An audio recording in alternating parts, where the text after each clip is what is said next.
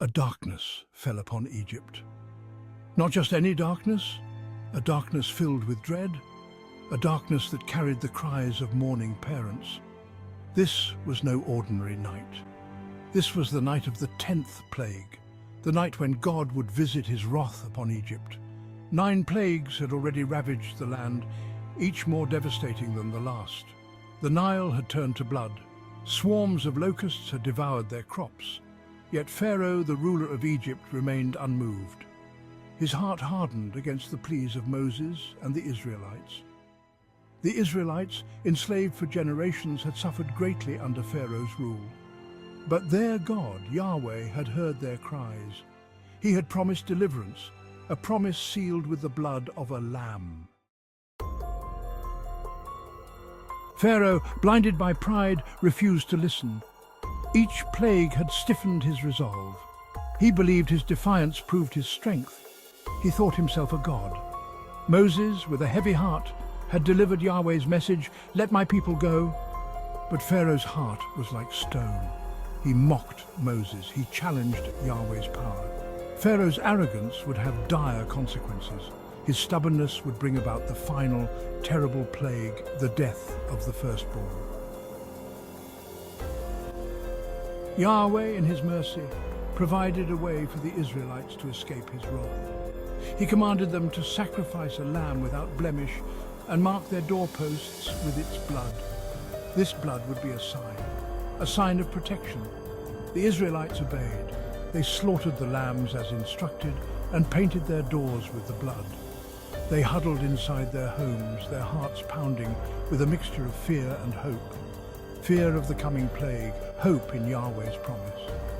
The night deepened, silence fell over the land, a dreadful anticipation filled the air.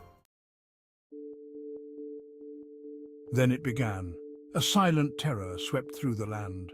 The angel of death, unseen but ever present, passed through Egypt. Wherever he found no blood on the doorposts, he entered. And when he left, silence turned to screams. The Egyptians awoke to a scene of unimaginable horror. Their firstborn sons, from the highest noble to the humblest prisoner, lay dead. The cries of mourning filled the air, a chilling symphony of grief and despair. But in the homes of the Israelites, there was only silence. The angel of death had passed over, his deadly work leaving their families untouched. The blood of the lamb had protected them. Pharaoh, finally broken by grief, released the Israelites. He could no longer deny their God. The power of Yahweh had been made terrifyingly clear.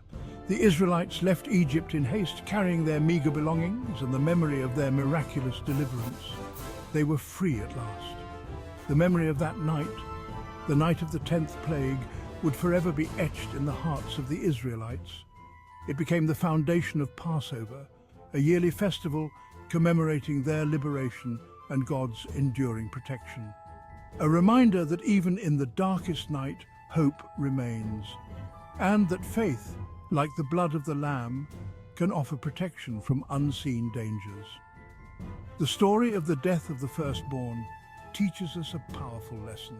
Even in the darkest times, faith and obedience can lead to freedom and deliverance. It reminds us that while justice may come with great cost, trusting in God's guidance brings us through trials and into the promise of something greater. Let us remember that God sees the suffering of his people and in his timing brings liberation to those who follow his path. As we face our own struggles, may we hold on to faith, knowing that redemption and new beginnings are always possible.